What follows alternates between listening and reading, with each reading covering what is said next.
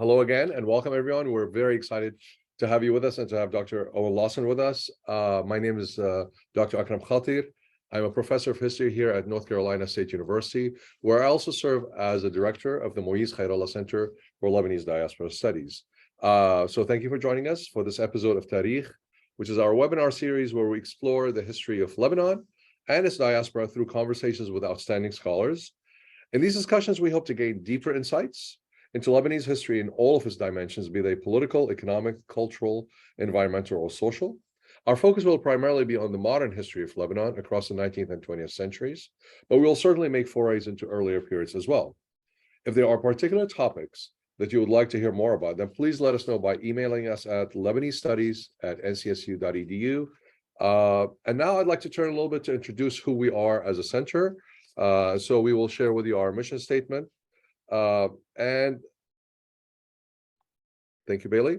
So before we begin again, I would like to share a little bit about our mission at the Khairallah Center. We are dedicated to research about Lebanese immigrants in the United States and throughout the world, and to preserving and sharing that knowledge with the scholarly community and general public. And we hope you'll enjoy this very short video that tells you a little bit more about what we do.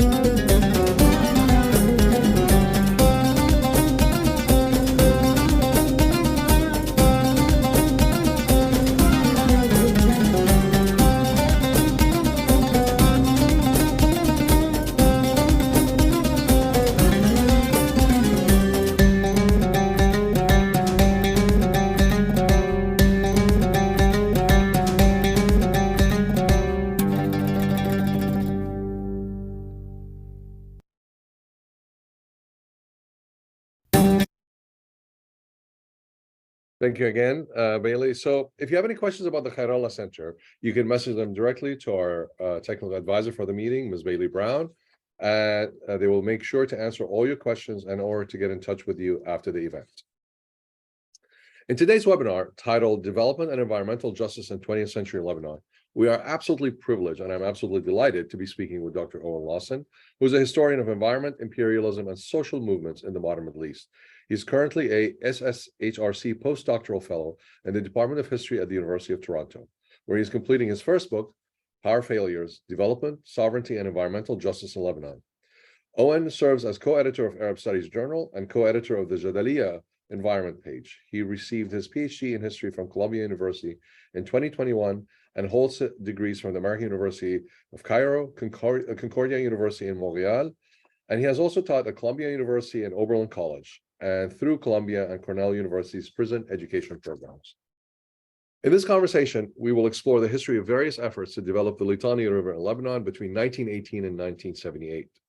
This history of hydropower and development serves as a case for understanding the unequal distribution of infrastructure and its concomitant economic benefits in Lebanon, and the counter efforts by a group of Lebanese nationalist engineers, as well as other activists, to use such large-scale projects to resolve deeply seated inequalities between Lebanon's various regions and religious communities.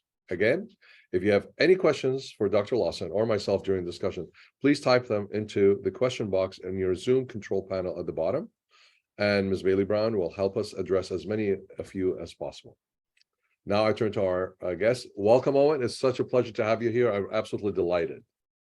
Thank you so much, and for such a kind and generous introduction as well. It's a real pleasure to be here, especially to get to speak virtually at the Khairallah Center, which I just think is such a model for engaged scholarship, you know, a real example of how to do public-facing work, public-facing archives. So it's just, you know, it's a real privilege to be here. Thank you so much for saying that, and I really appreciate it. And I've been looking forward to this conversation for a while, not least of which because electricity is still not on in Lebanon. So I really want to get to the roots of all of this. But before we get to the heart of your work, really, which is absolutely brilliant and path breaking, I wanted to ask a little bit about about you personally, and to get to know you a little bit better about the path that you took to become a Middle East historian.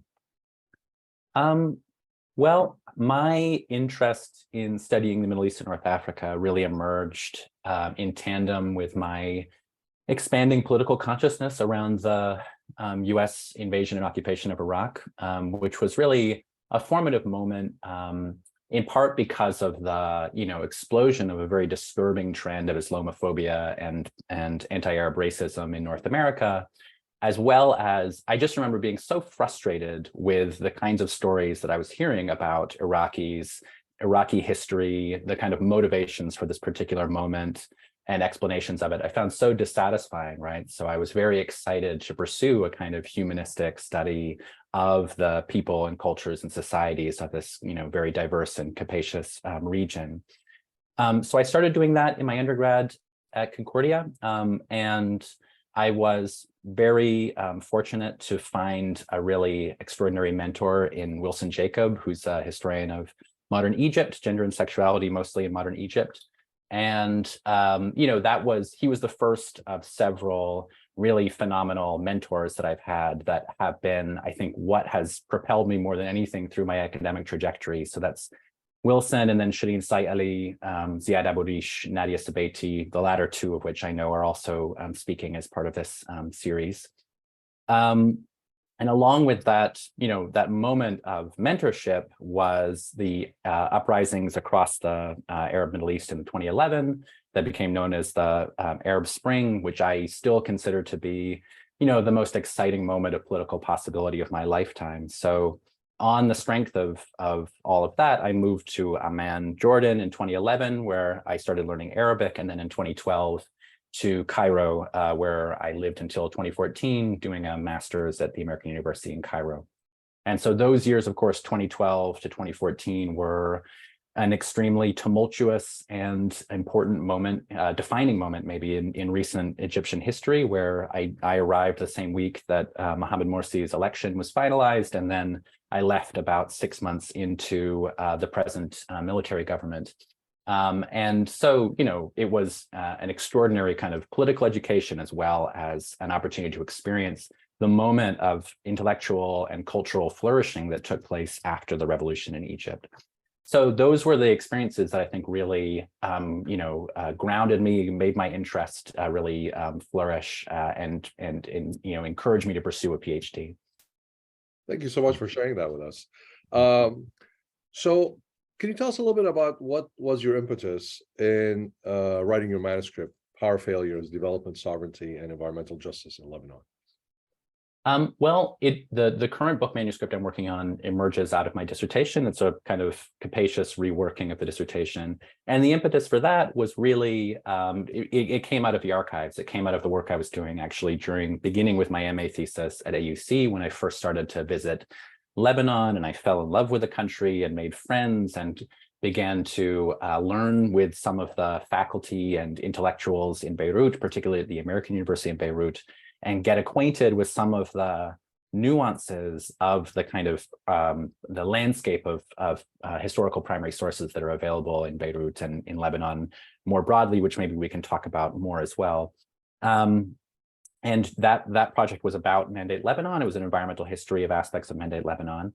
And when I was, you know, reviewing some of the sources for it, I found all of these Lebanese engineers and economists in the 1930s and 40s talking about water, and how water was Lebanon's most precious natural resource and was really going to be the key to Lebanon's post-colonial economic sovereignty.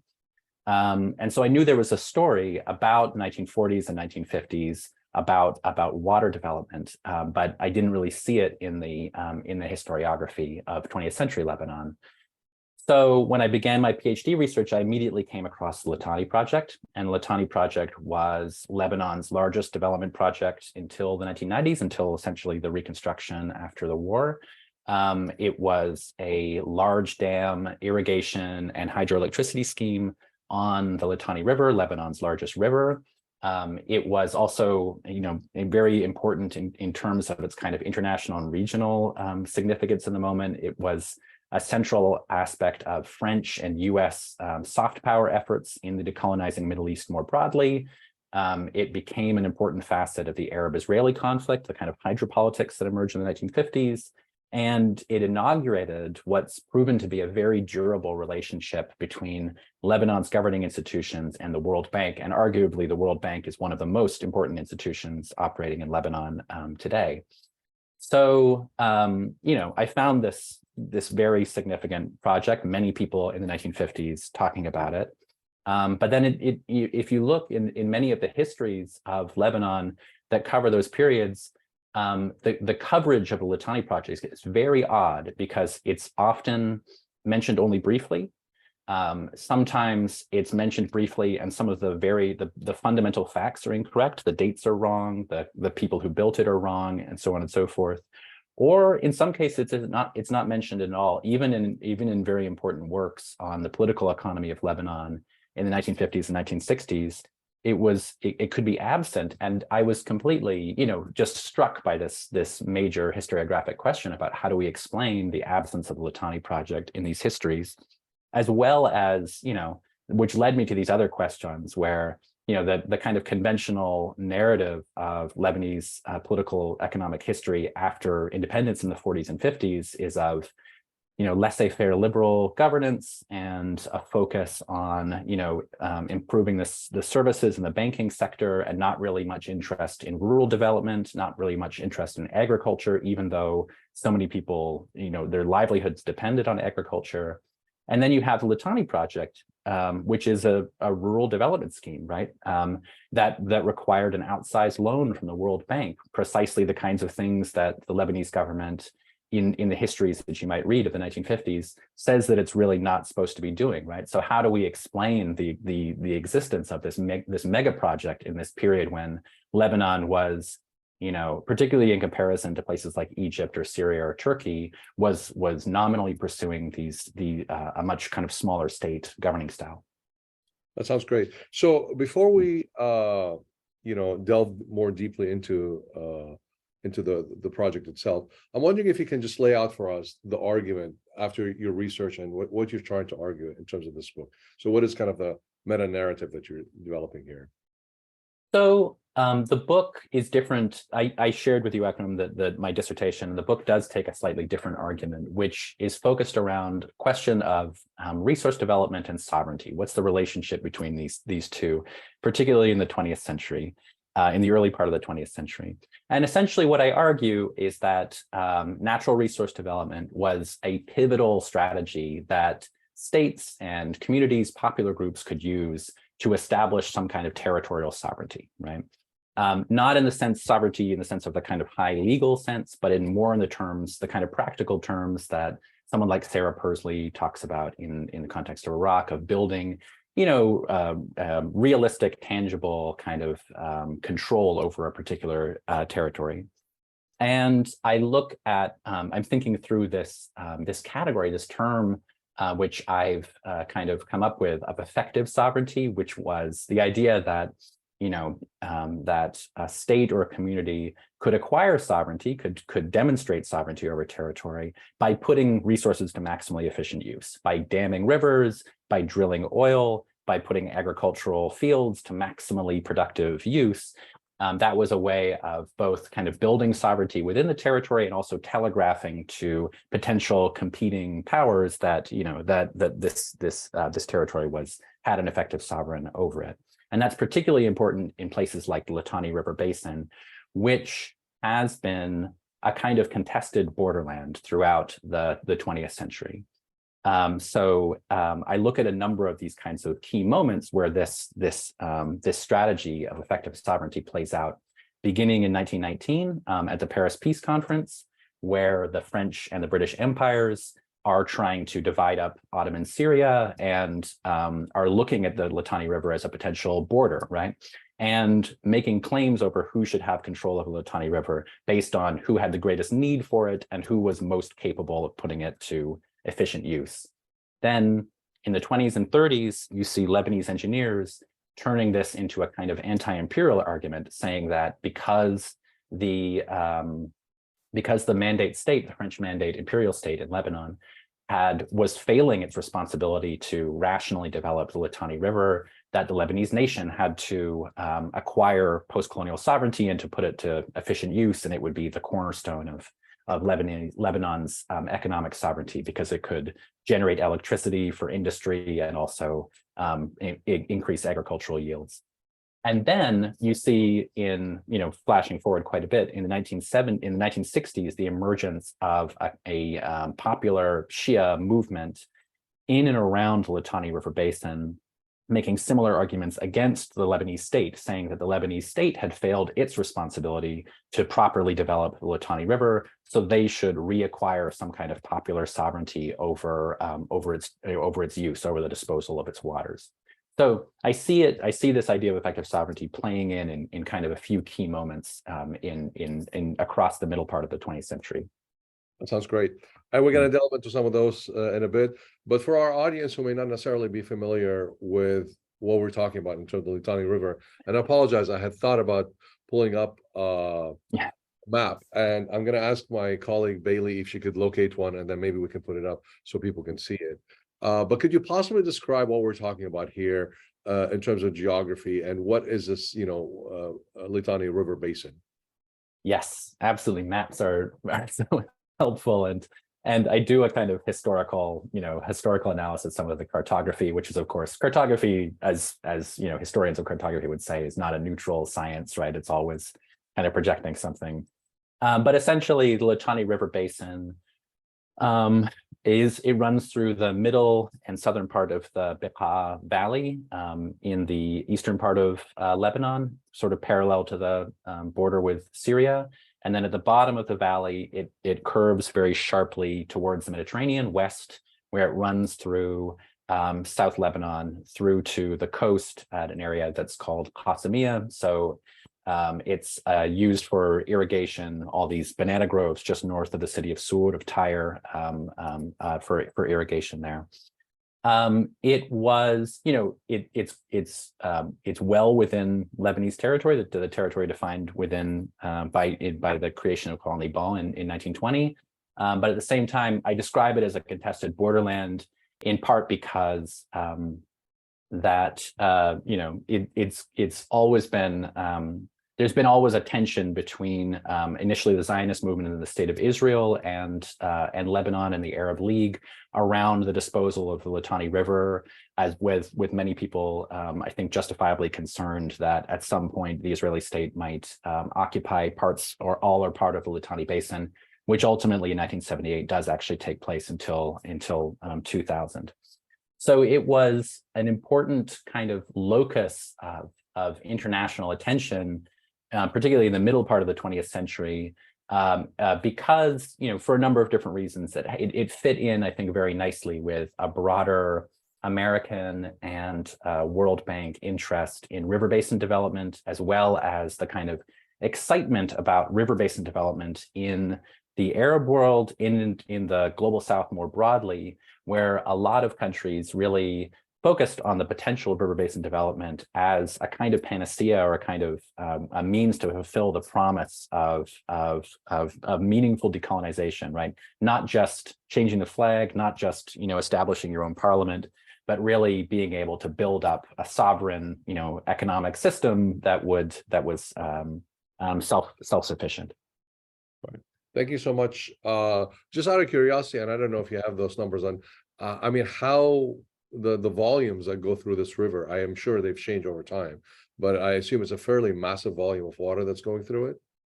It is, well, so in comparison to the kinds of rivers that were subject to similar kinds of projects in the 1950s and 60s in Syria, the Tabqa Dam on the Euphrates, the Aswan High Dam on the Nile, those are much, much, much bigger rivers. So people will, and I think I might have actually just slipped of the tongue, and people will sometimes describe the Litani project as a mega project, and I think that's a little bit overstating it.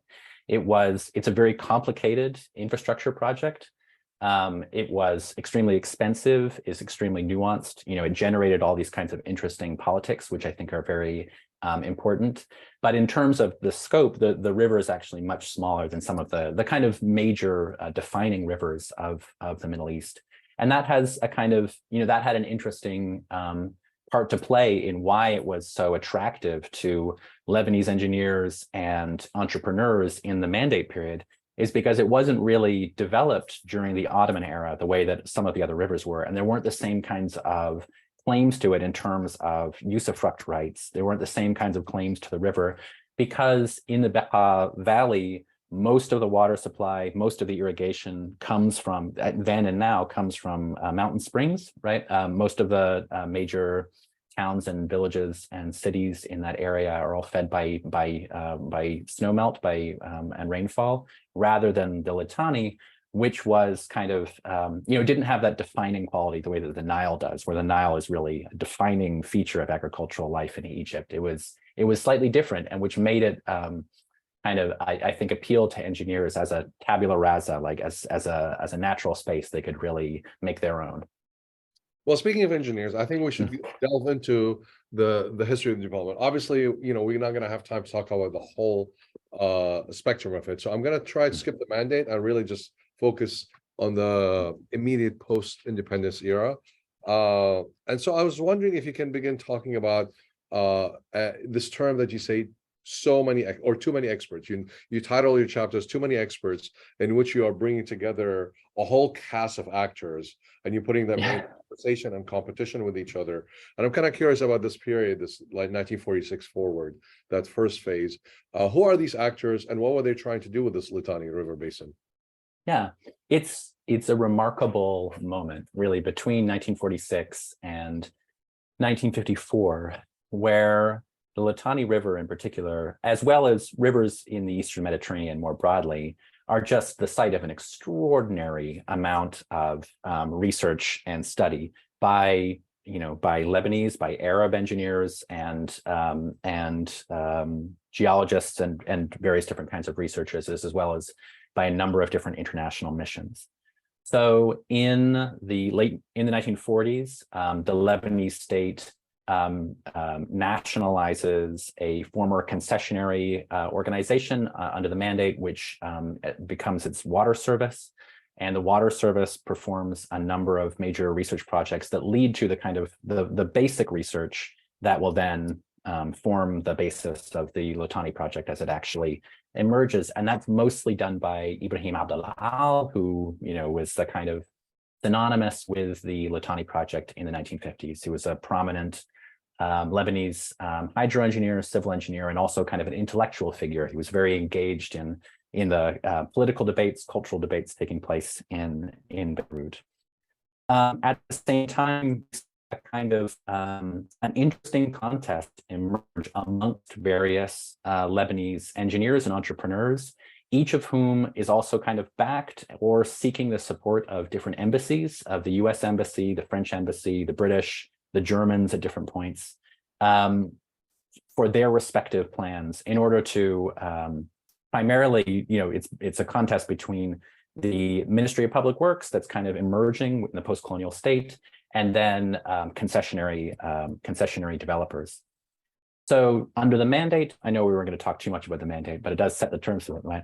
Under the Mandate, the main way that the Mandate state, the imperial state, pursues development of natural resources as well as all the infrastructure is the concession, which is a monopoly. These are almost all granted to French or Belgium or otherwise European companies in the Mandate period. And so there's the real question that's facing Lebanese engineers as well as state builders in the 1940s and 1950s is, what are the terms of development for the 1950s? Is it going to be a continuation of this concessionary form where private companies get monopoly rights to a particular resource? Or are we going to pursue some kind of central planning, nationalization of resources, national development strategy. And if we're going to do that, what are the terms that it's going to be under, right? So there's a huge amount of political contestation amongst not just engineers, but really a number of different groups. And then at the same time, you have all these international missions. Initially, there are US and British international researchers who are, seeking at the end of the French mandate to get a toehold in Lebanon and Syria, which had formerly been monopolized by France, right? Formerly, these engineers from other quasi-imperial powers didn't have access to it.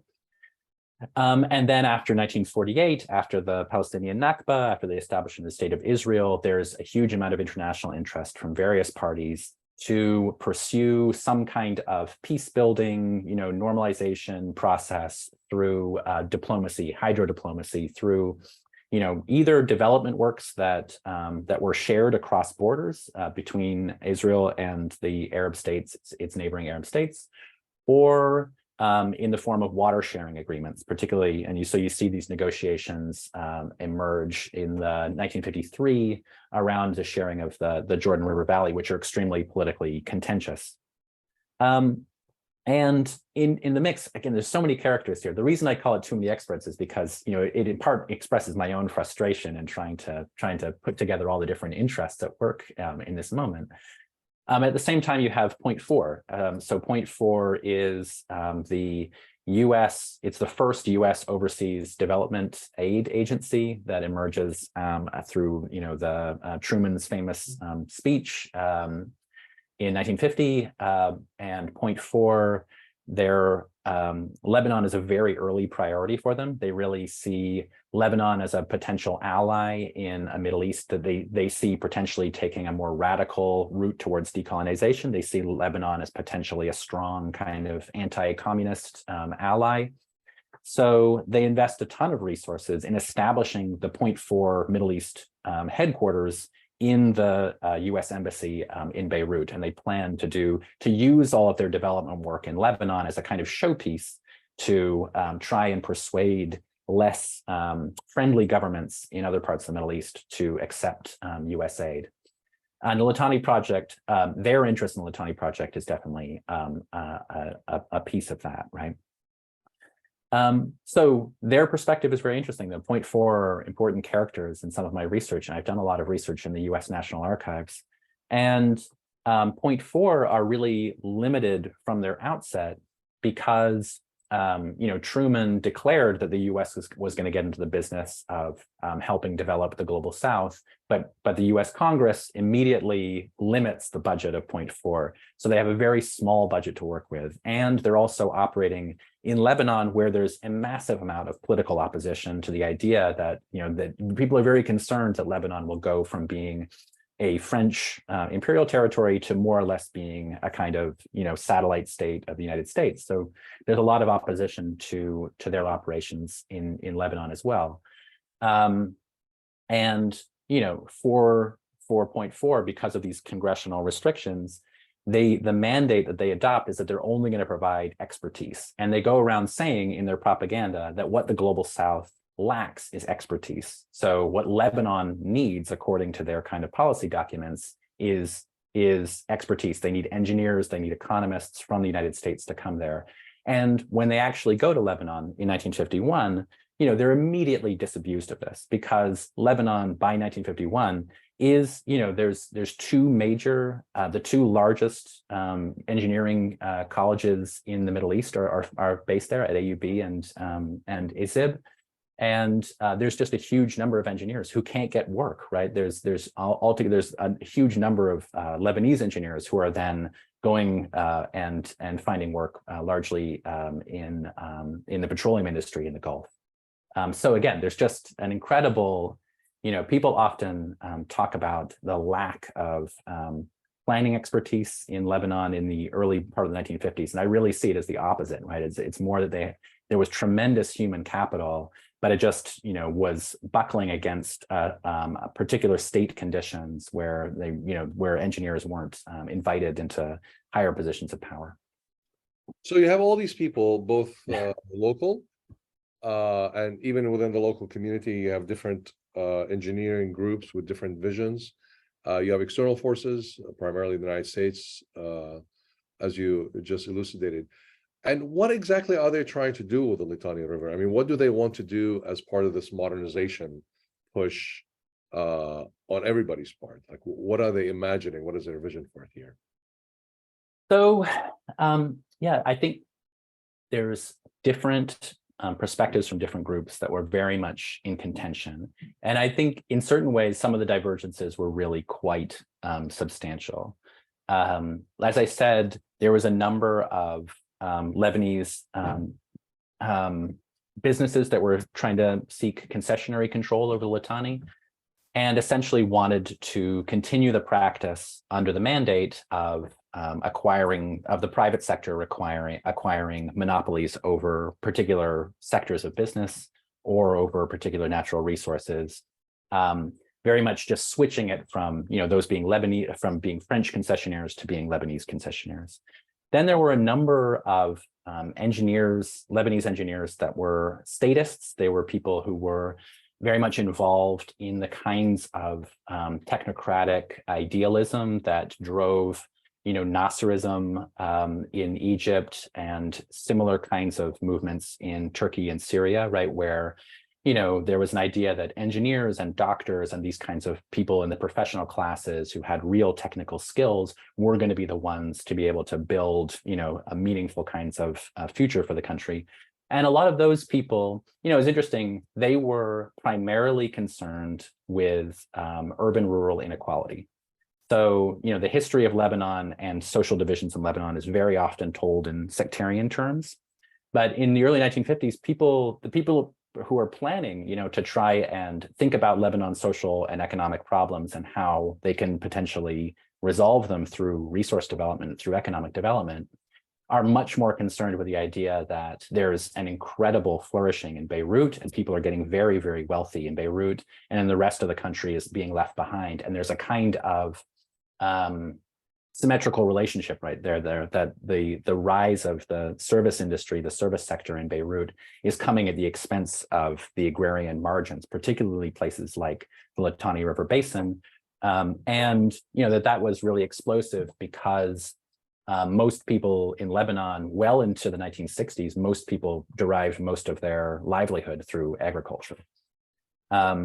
So they were very invested, people like Ibrahim Abdel Al, in building a kind of urban-rural balance through infrastructure and through investment and development in the agricultural margins, right? Through rural electrification, through rural potable water distribution, through expansion of irrigation. And they really hoped that the Litani project was a way to accomplish all of that. And then something really significant happens in 1955, which is that a new player enters into this process, and that's the World Bank.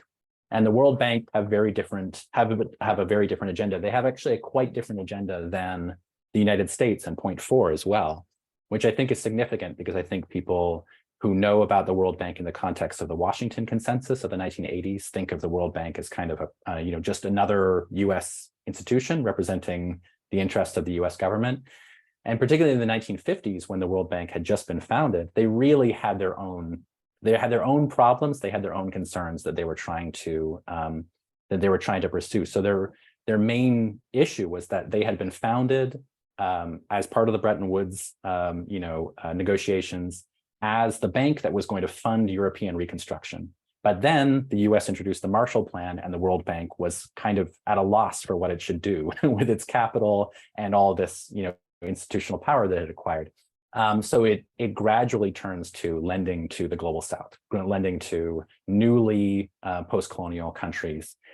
And again, they see Lebanon as a very exciting early partner, a place where they can go and they can, do some really satisfactory loans that will benefit Lebanon, that will benefit them, and will also telegraph to the world that lending to the global South could be done profitably, that it wasn't just incredibly risky to lend to these, potentially revolutionary governments huge sums of money. So the World Bank reorganized the Litani project plans that were out there, and there were lots of different ones. They reorganized the plans around profitability, around financial soundness, and then more or less maintained control over the Litani project from 1955 until the completion of the infrastructure in 1965. And I argue that the kind of control that they derived through their loan and also through their work with their Lebanese proxies is very much akin to concessionary control. So, we see under the mandate, these are these concessionary monopolies. We see a huge amount of contestation for about a decade between 1945 and 55 over whether concessionary development would persist. And then the World Bank comes in and more or less reasserts a very, very similar kind of concessionary control through acquiring essentially a de facto monopolization of the Litani River. So I want to delve a little bit deeper into that, especially with the World Bank. But before I continue, I want to remind our participants that if they have any questions that have come up, they're welcome to put them in the Q&A. Just click on the Q&A button at the bottom of your screen, and we're happy to get to those as soon as we can. So you talked about this transition in which in 1955 the World Bank is coming in, it's beginning to fund it, and it's looking primarily about this as a profitability, something to do with financial policy. So the Litani River as a project, was it from the beginning thinking that they are going to build a dam, and that dam is going to produce electricity, and that electricity is going to feed into Beirut, and at the same time they're going to channel some of its waters as potable water to Beirut and potentially to the surrounding areas? Is that the image that has that been a consistent notion of what the project is, or was that a contested thing as well? It's start to finish contested, right? And that's where it gets so, I mean, a huge amount of the work I did in the dissertation was just trying to sift through what actually happened versus all of the many narratives about what should happen or could happen or might happen, and yeah, essentially there's a way of writing the history of infrastructure projects which identifies one version of the plan as the plan, the actual one, and then evaluates essentially what happens by the end of that process against that initial plan, right? And in that sense, you have kind of a firm grounding in what this project is supposed to be versus what it actually ends up being. Sometimes it's successful, sometimes it's not successful on those terms.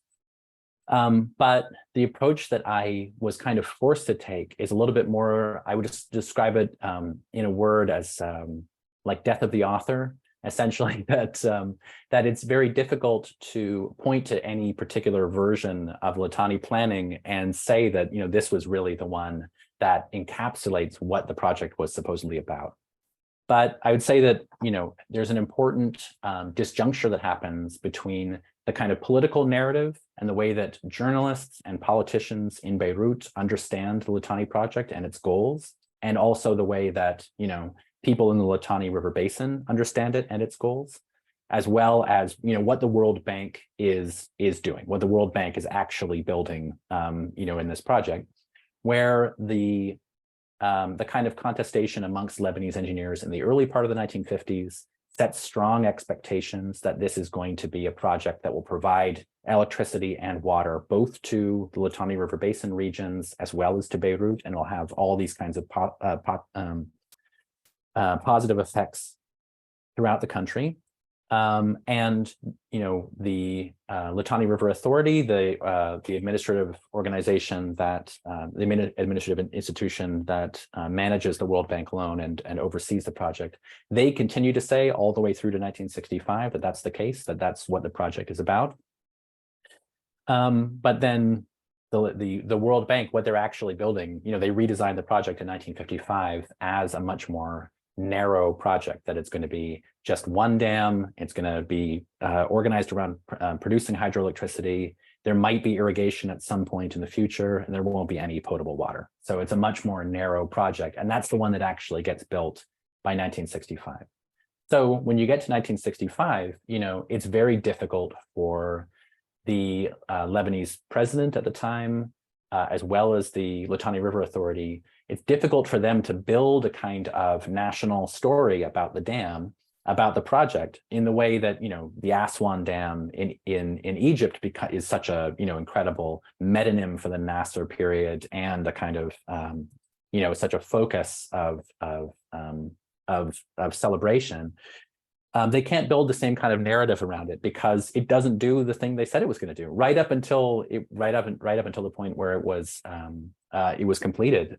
So there's this real disjuncture, and there's a sense in which when, after 1965, more and more people in Lebanon come to understand this, come to understand the disjuncture between what the project they believed should be doing versus what it actually did, and that produces all of these very contentious politics. Yeah. That's quite remarkable, and which brings us really very interestingly to where there's an explosion of public interest after the Litani scandal in the 1960s. I'll get to that, but there's a question that I want to that fits into the infrastructure history that you're building, and it's just a really kind of a factual question, asking if there, aside from the Litani, were there any other important or large infrastructure projects like in Mount Lebanon or the Northern Governorate or the Southern Governorates, or was the Litani it? That was really the project. There were lots. So, Ziad Abu Rish is the person who's done the best work on this, right? That in the early 1950s, the story of the kind of Houthi government is that they were establishing this kind of laissez-faire state and they weren't interested in big development works. But, that's when the airport is built. That's when a number of the kind of Beirut, important infrastructure for Beirut is expanded. And, it's a very important period in terms of electricity generation. At the end of the 1950s, Zouk Mikhail is the second generator there comes online, as well as the major plant at Jie. So, by the early 1960s, before the Litani project comes online, Beirut actually has a surplus of electricity, if you can believe it, right? It's the period in which Beirut is oversupplied, and actually the rest of the country doesn't have access to the same amount of electricity. Because in the case of Zahle and the north, they're running on these mandate era concessionary hydroelectricity operations. But there's lots of infrastructure. There's the autostrad as well, which is partly accomplished through with the help of Point 4. And there's a number of smaller waterworks in the south. There's a project at Taiba, which is brings potable water to a number of villages in the extreme south near the border. They're all smaller, and it is it's after 1964, 1965 that the kind of large-scale rural development works that were promised by President Fouad Chehab and this kind of Chehabist movement that emerges in 1958, 1959. That moment of rural infrastructure expansion takes place sort of in the mid and late 1960s. So we have about 10 minutes left before we have to end, unfortunately, although I can keep talking for. And I have two large questions that I want to pose. So the first one, and I really love how you started this chapter, when you start talking about 1960s, you start out with the scene from the Rahbani Fairuz Jisr al-Qamar operetta, this kind of thing that is happening in Baalbek. And Baalbek by that time, I mean, if one is talking about infrastructural projects, Baalbek is its own cultural infrastructural projects, and in which she's singing here. And at the same time, you also know that the Abdel Al power station in Markaba is opened up, and the ONL, which is the authority that oversees the Litani project, is celebrating it. And there's this kind of like festivities going on about water and hydropower and modernization and kind of what you said, the Shahabist movement. But at the same time, you say the reality, there's something really happening about this narrative that's profoundly different, that the material realities on the ground are very different than all the celebration that's taking place. And so rather than kind of talk in general, I wonder if you can talk a little bit about what you term as the Litani scandal, because that really was quite shocking to read about it. I'd never heard of this. Yeah. And the magnitude of the scandal, I mean, the things that happened struck me really. And I have to say, I think this is the first time anybody has written about it in a real scholarly fashion. So I was very fascinated. So can you talk a little bit about that and what it tells us about the project? Yeah, thank you for identifying that. Yeah, it took some finding, honestly, to work out the details of that story, but it is quite extraordinary. So in So the ONL or the LRA, they're the ones, they're the Lebanese agency that oversees the management of this project. All of the actual construction and design work is contracted out to various international companies. And they begin construction of the Litani project infrastructure in 1957. By 1958, there's a slowdown in construction, and then there's a massive tunnel collapse. And this, again, it's hard to talk about without a map in front of us, but essentially, the Litani infrastructure collects all of the water of Litani in the middle of the valley at Araun, Lake Araun, and it drains from the lake and goes through a very, very, very long tunnel through Jebel Niha towards the coast. So it cuts immediately west, and the actual Litani River basin below the lake is more or less dry. It accumulates more water as it goes through the mountains, but basically, if you go there, there's the dam, and you can see if you go south of the dam, it's just a dry canyon. So that tunnel was always controversial from a design perspective because it's a seismic area. It was a very, very complicated and ambitious tunnel to try and dig. And I can talk more about why it probably was why it was included, but essentially, it initially collapses, and about a mile of the tunnel gets filled with sand and water, and then it collapses again, and about 3 miles of this tunnel are totally blocked. And this is one of the worst construction accidents anywhere in this time period. It gets written about in the international engineering press. All kinds of professors and engineers from around the world are writing to the LRA and to the World Bank, proposing different kinds of solutions, and they're really not sure what they can do. And this is a moment where the LRA and the Lebanese government really, really get close to scrapping the whole project as it was essentially conceived and overseen by the World Bank, and reworking it entirely as primarily an irrigation scheme that would primarily benefit the Beqa Valley. And that moment, 1958, of course, coincides with the end of the Shamaon government, with the 1958 civil conflict in Lebanon, and then the emergence of Fouad Shahab as the president, and who inaugurates this period, the Shahabist period of massive administrative reform, of expanding the budget, expanding the tax base, and pursuing this scheme of massive infrastructural investment in particularly in rural areas.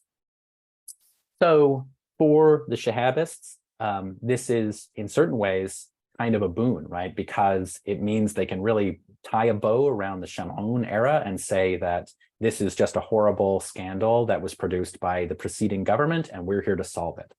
And so what they do is they have this moment called the Litani scandal, in which almost all of the important figures who were involved in the Litani project up until that point, the head of the LRA, the head of the Italian contracting firm that was building the tunnel, and the head of the French engineering firm that designed it, were all put on trial. They were all put on this highly politicized trial right during the same time as the elections, right? So it's extremely politicized, and it is this moment that really takes any lingering excitement or wind out of the sails of this national project.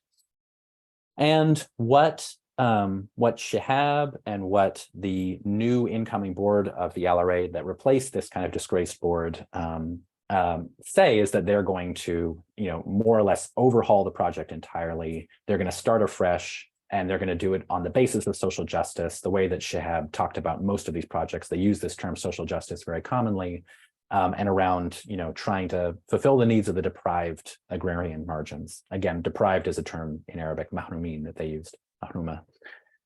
So they make all these kinds of major public promises. They take a number of practical steps towards that towards that direction, but they reach the limits of that by when they come up against the World Bank. So the World Bank is very invested in them not altering the scheme, not redesigning the project, getting this tunnel cleared, continuing the project as planned, because it was very much still trying to pursue its financial interests, its interest in having loan interest payments and repayment schedule remain in place. And they ultimately win out. They exert pressure through a number of different ways, and ultimately the LRA agree to just continue working on the project as it was planned in 1955. So this, yeah, exactly. The place where I start that chapter, I think, shows where those two narratives are coming into tension, where the narrative of the possibility of national reconciliation after 1958 through infrastructure development comes up against, questions of sovereignty, questions about the extent to which the government has the capacity to actually make these things happen. And just one last thing about that, there's a question about timing and periodization. I know, Ziad Abarish is the person who pushes me on these things the most, right? But as I mentioned earlier, Shihab and his cohort, their major accomplishment, and it is major, it's worth reckoning with, is administrative transformation, right? So they totally transform the powers of parliament. They make the executive much more powerful. They gain greater control over the treasury, all these kinds of things. And that stuff really matters. But they're remembered as building, right? They're remembered as this moment of flourishing of the built world. And that really happens later. It really happens under Helou, under the subsequent president. That's when all the stuff actually gets built.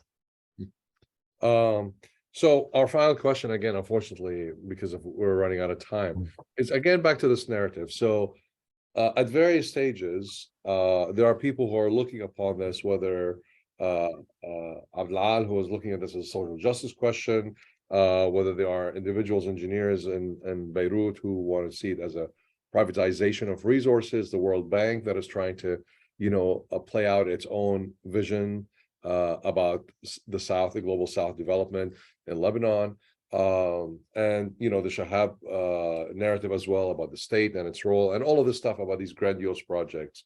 But then what we find in the 60s and really into the 70s, especially with Musa Sadr, is a counter narrative, an attempt, and I don't think that it's the first attempt, but certainly it's the most dramatic and the most, publicized attempt to reclaim that narrative and saying this project isn't about some sort of grandiose element for all the Lebanese. This is a project of severe inequality. It is actually building inequality, and it needs to be transformed. So can you talk a little bit about that? And where, especially with Musa Sadr, but also Kemal Asad, who was before him. Yes. So yeah, in 1965, there's the ceremony. There's a ribbon cutting ceremony at the LRA's final power plant that they inaugurate, and it's celebrating the end of the Litani project per se, right? After this, more or less, the LRA is just going to go through to manage the infrastructure they constructed, as well as maybe do one or two other small projects. But then just a couple weeks after that, a group of Shia ulama in Burj Hamud release a statement. And it's actually a statement that was issued by Muhammad Hussein Fadlallah, who, of course, in the 1980s becomes very prominent as an instrumental thinker in the movement of Hezbollah. And they argue that that the Litani project, as it was constructed, is the worst injustice against the Shia community in Lebanon, and that it's specifically an injustice against the Shia in particular, right? So what's happened over the decade, intervening between 1955 and 1965 is a massive agrarian crisis. And this is a kind of agrarian crisis that you see all over the world taking place in these decades, where agricultural prices fall, and there's a huge amount of emigration into the diaspora, and a huge amount of emigration to Beirut, or I should say first to Burj Hamud and then to the areas that become known as the southern suburbs. So there's a massive displacement from these rural areas. And the Litani project is not responsible for that, but it is symptomatic of a broader pattern of disinvestment in agrarian areas and in the rural world more broadly, which Shihabism is kind of trying to respond to. So what you see in 1965 and really onwards is a number of Shia ulama, but particularly Musa Sadr, who then in 1974 will found Harakat al-Mahrumin, which is the important kind of Shia political party that becomes a defining part of the Lebanese civil war. His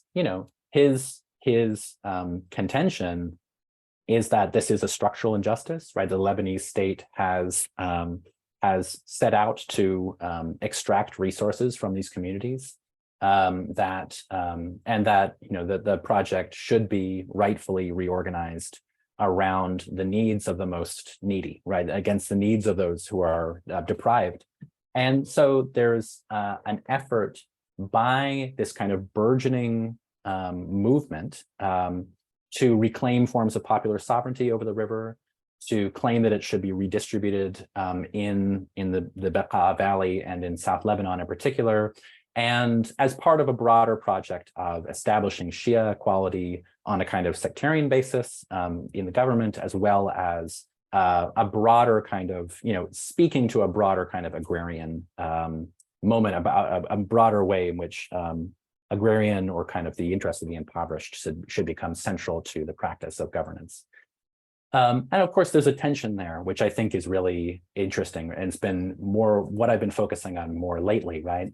Where I think this is, what you see is it's an agrarian crisis that plays out in part on sectarian terms. And then you see a cohort of very dynamic Shia ulama who translate that into a specifically sectarian grievance, who claim it essentially as a kind of Shia grievance rather than a broader agrarian one. And also in the same moment are increasingly claiming the Bekaa Valley and South Lebanon and the Litani River Basin quite explicitly as a Shia kind of territory, as a Shia region, despite, of course, as we all know, the incredible religious diversity, the diversity of all kinds in those regions, and the diversity within Shia communities, right? So it's a moment of real, of political possibility that's created through this infrastructural injustice. Oh, and I could go on talking for hours because I think this is an amazing project. And quite honestly and sincerely, I cannot wait for it to come out as a book. So, after you get off this, please hurry up and finish the book because it is going to be a wonderful, wonderful contribution to not only to the history of Lebanon, but really the history of the Middle East in general, the history of development, and the infrastructure history, and various other elements. It's just a really well done manuscript. Very impressive, the research that you've done. And thank you so much for being with us today here. I really appreciate it. Thank you, everyone. Sorry, there are some questions that I couldn't get to because I was so immersed in this, so I apologize. And we appreciate you being here. And we, as I said, we apologize if we didn't get some of your questions, but hopefully we're able to shed some light on the history of development in Lebanon in the 20th century, as well as provide you with new insights that go beyond the traditional narrative that has been prevalent hitherto. Now, you can sign up for our newsletter and follow us on social media, and you have those here. If you'd like to stay informed about future events, this webinar has been recorded, and we will publish the video within the next 2 weeks on the Khairallah Center's YouTube channel. We'll also provide this audio as part of our podcast series related to our mission at the Khairallah Center. You can listen to those episodes on Apple Podcasts. While this webinar concludes our Spring 2023 series, please note that we will be back in the fall of 2023 with more conversations about the history of Lebanon with outstanding scholars like Dr. Owain Lawson. So stay tuned. Finally, we are a nonprofit organization, and we are only able to host these events with the help of our donors. If you enjoy this webinar, please consider donating $5, $10, or $25 a month by following the QR code on your screen. Thank you again for joining us, and we will see you next time. Thank you again, Owain. Thank you all so much for listening.